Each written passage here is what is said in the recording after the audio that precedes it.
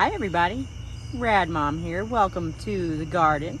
Or if you're one of my beautiful regulars, mwah, mwah. You know that around here we do feminism from a materialist perspective.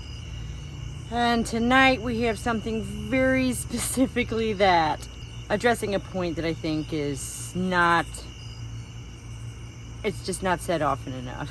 These days more and more people are walking right up to the line, but they don't want to actually come right out and say the actual logical outcome of rejecting trans ideology. So like the video if you enjoy my content, and subscribe to the channel for more stuff like this and plenty of other topics. Trying to drag feminism back to the real world if it's the last thing I do. And thank you so much for your support and for joining me.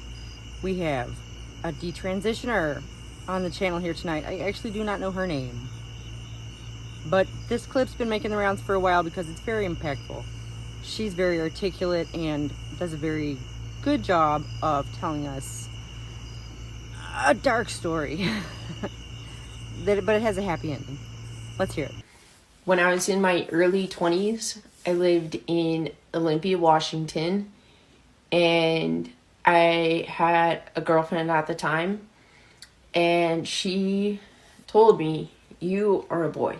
And I was like, not so sure about that. But she pressed it enough. She's like, "Look at the way you dress, look at your mannerisms, look at the way you talk." I'm like, okay, well, I still talk the same.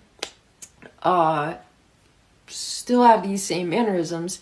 I mean, today I wear boots and jeans. With them I wear girl pants, you know, like Miss Me's Rock Revivals, you know, etc., etc. Doesn't matter. But she was damn convinced. Yeah, you're a guy. So I went with it, wrote this like page essay that she wanted me to write as to why you are. I started binding. I went with this stupid different name. I still remember it. It's dumb. And, you know, went with that little acceptance. Yeah. And that was in my early 20s.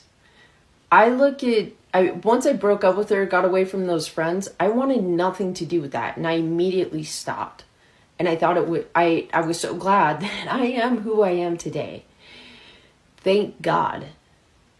Oh my gosh. Really enjoy just being me. It's great that she's found a place that she can be happy with herself as she is, for who she is, in here and now. In reality, materially, you know, including the physical. I look at the younger generation today and what they're doing to kids and how easy it is for their minds and to just flop that.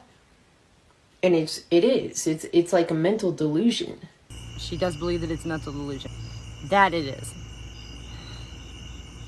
Once again, I know this because I suffered from it. For a long time, actually. And I thought that I would never, ever be able to speak about it to anyone. Because I never thought that anyone would really understand. I wish y'all didn't. But I'm perfectly happy to say these things, I guess, over and over and over again if I have to. It is a mental delusion. Trans people do not exist. Because I was a full-ass grown adult, convinced by one person, their friends supported me, and it was like instant. But, you know, the acceptance of those ideas brought her instant community, an instant support network, didn't it? And she seems like someone who probably needed something like that. And if I hadn't have gone away from that, I have no idea what would have happened. I don't. So do I think it's a mental delusion? Yeah, I do. Are there people who are trans and well, you know what? Fine. She goes ahead and says that she does believe that it's a mental delusion, but somehow it's fine.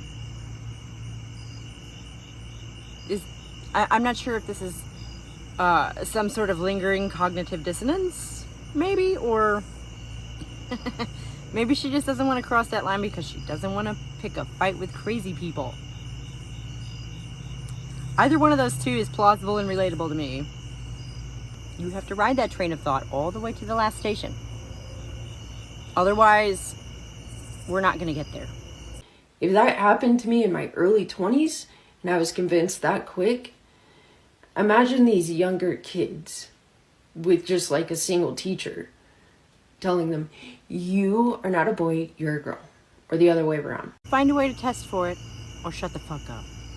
Find a way to test for true trans, to see who actually needs their hormones fucked with. I'm not holding my breath.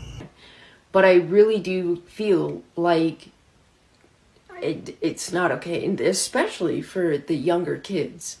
Especially, it's not okay. They're way too young. I do think her story is very powerful in the way that she puts it. As a grown-ass adult, she got sucked into that. Imagine what it's like for children whose teachers and parents and doctors are all telling them these things. Yeah. They don't stand a chance, do they? Thank goodness I went through all of my shit before this was cool. And eventually I worked through my shit. Like this lady did.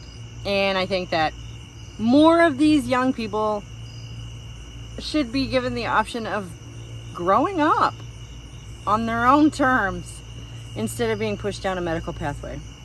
And it seems like what with the Tavistock being closed down and some of the lawsuits coming out now, that a lot of other people are coming out as believing similar things. So we might be seeing some really fun things happening soon. Women are adult human females. And it's the one thing that no man will ever be.